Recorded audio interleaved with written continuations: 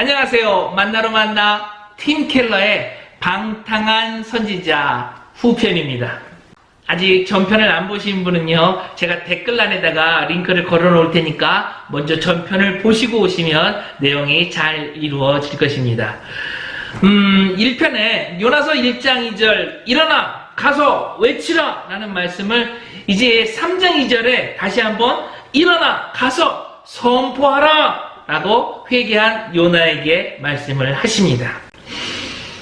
여호와의 말씀에 순종한 요나는 이제 가서 선포를 하는데 누구 하나 비웃지 않고 폭행당하지도 않고 오히려 도시 전체가 반응을 했다라고 성경은 기록되고 있습니다.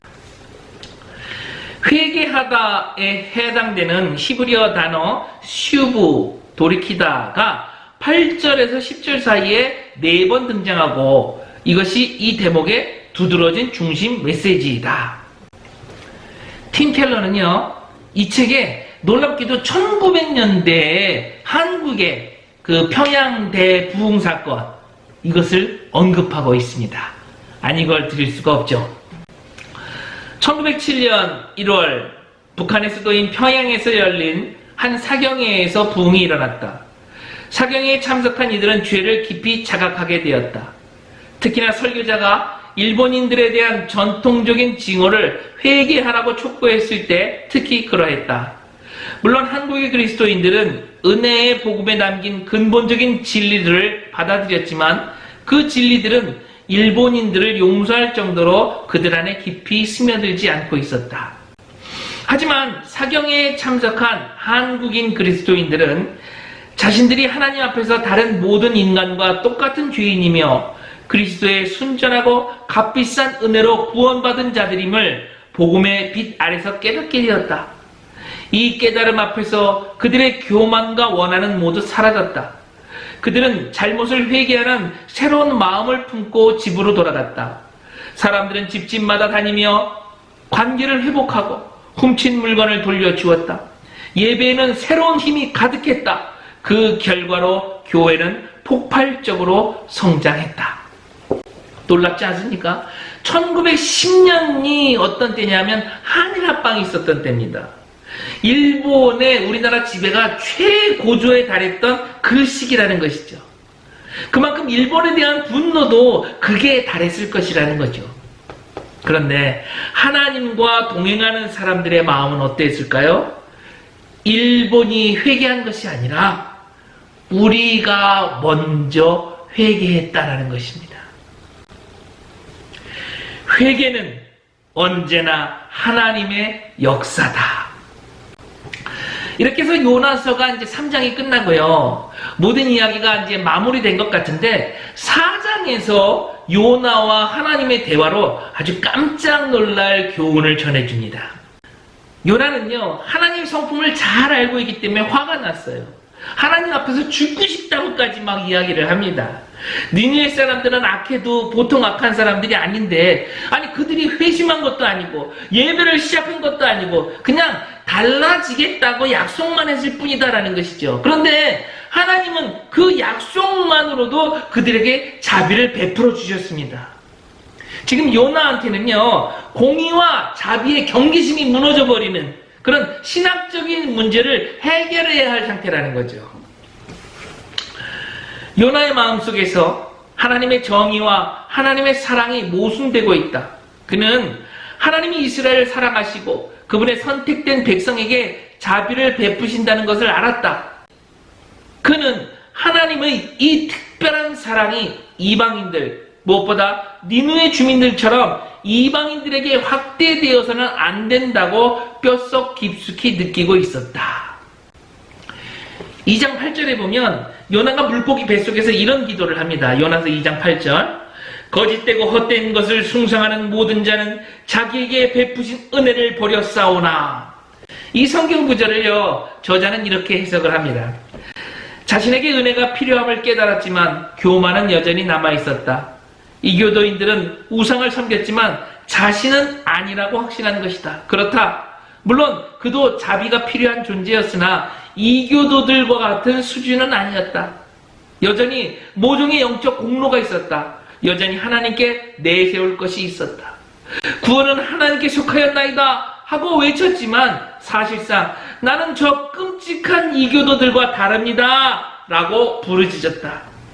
하나님이 이 니느웨에 자비를 베푸시자 요나가 영적 충격을 받고 어쩔 줄 몰라 했던 것은 바로 이 때문이다. 그는 여전히 자비는 어느 정도 받을 자격이 있는 사람들에게 베풀어야 하고 니느웨 사람들은 그럴 자격이 없다라고 생각을 했다. 그런 생각을 가진 요나에게요, 하나님은 이렇게 점잖게 나무라십니다. 요나서 4장 4절이죠. 여호와께서 이르시되 네가 성내는 것이 옳으냐? 하나님은 요나에게 박넝쿨을 예비하시고 이제 자라게 하십니다. 요나의 머리에 그늘지게 하시고 요나는요 크게 기뻐합니다. 요나서 4장 6절입니다. 하나님 여호와께서 박넝쿨을 예비하사 요나를 가리게 하셨으니 이는 그의 머리를 위하여 그늘이 지게 하셨으며 그의 괴로움을 면하게 하려 하심이었더라.